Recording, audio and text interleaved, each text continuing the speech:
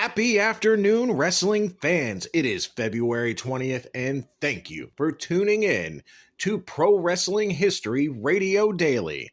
I'm your host, the eclectic gentleman, Stephen Watts, and I hope you're having an amazing day. It is February 20th, and it is time to learn all about the pro wrestling birthdays, pro wrestling deaths, pro wrestling title changes, and big moments for this day in pro wrestling history. But before we get started, don't forget to like, share, and subscribe. And now it's time to get our wrestling nerd on. We're going to start off on a positive note, as we always do. These are your happy birthdays. 1921, it couldn't happen to a nicer guy. The Nature Boy, Buddy Rogers. 1943, Japanese legend, Antonio Inoki. Then moving right on up, 1976, Gail Kim.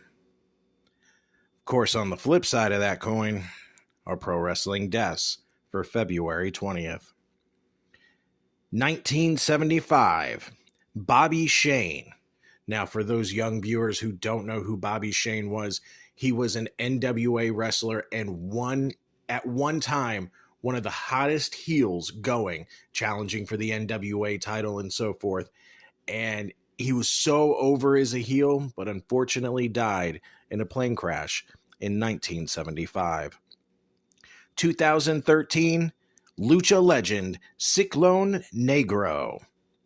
And 2021, Dean Ho. Now, Dean Ho was a NWA wrestler, mostly in the Pacific Northwest, challenging NWA champion Gene Knitsky on the regular. So those were your pro wrestling birthdays and, unfortunately, your pro wrestling deaths for February 20th. So let's go ahead and move on to our title changes and big moments. All right, ladies and gentlemen, here we go. 1978, at Madison Square Garden in New York City, Bob Backlund defeats superstar Billy Graham with an atomic drop to win the Worldwide Wrestling Federation World Heavyweight title. In a bit of poetic justice, Graham's foot was on the bottom rope for the pin, but the referee didn't see it, as Graham used the ropes for leverage in his own title win against Bruno Sammartino. Moving straight on to 1984, WWF ran New York's Madison Square Garden, selling out the building in advance, so a closed-circuit broadcast was set up at the smaller Felt Forum in the Garden complex. Such matches on the card were Andre the Giant defeating the Masked Superstar. This was Superstar's last appearance in MSG, although he would return years later, of course, as Demolition Axe. It also sees in the main event WWF World Heavyweight Champion Hulk Hogan defeating Paul Orndorff via countout, of course, for a return match the next month. Moving on to 1989, and this is actually funny because I was actually having a conversation with somebody about this earlier in the day. 1989, the NWA held the Chi-Town Rumble pay-per-view at the UIC Pavilion in Chicago, Illinois, headlined by the first of the three-match classic between Ric Flair and Ricky Steamboat, which sees Ricky Steamboat defeat Ric Flair to win the NWA World Heavyweight title. This match, the conversation I had with a friend today was they wanted to choose between two matches, make me choose between a wrestler, and they wanted, okay, make me choose between two matches.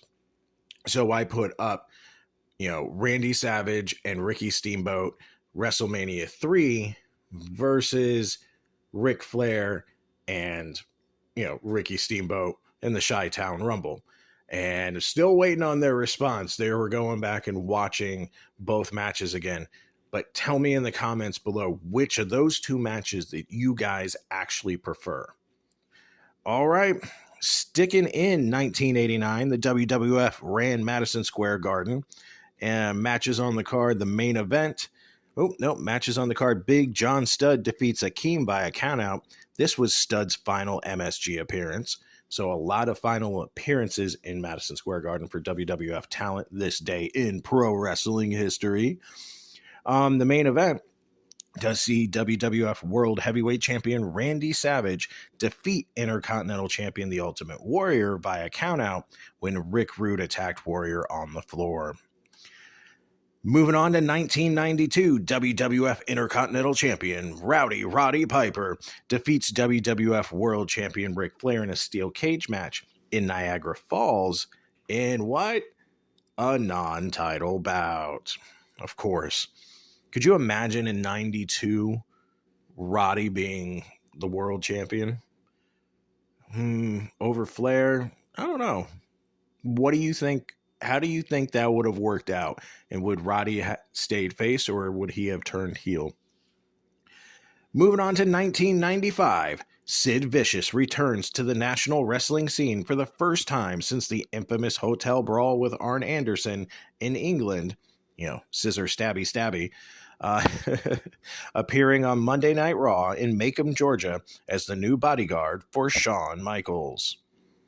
And last but not least, 2000, WCW star Bill Goldberg appears on The Tonight Show with Jay Leno and states that he will put up $100,000 of his own money if WWF star Steve Austin will wrestle or fight him.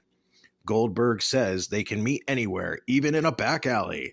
A few days later, Howard Stern asks Austin about the challenge, and Austin responded that they can wrestle when Goldberg, quote unquote, makes it to the big leagues. Many felt Goldberg came off looking foolish with this challenge. And that was this date in pro wrestling history. What birthday, what death, what title change or big moment affected you most in pro wrestling for this day? I can't imagine two legends like Antonio Inoki and Buddy Rogers being born on the same day. What an impact for professional wrestling. But ladies and gentlemen, thank you for listening. Take care of yourself. You matter. And take care of each other. Till tomorrow, stay blessed.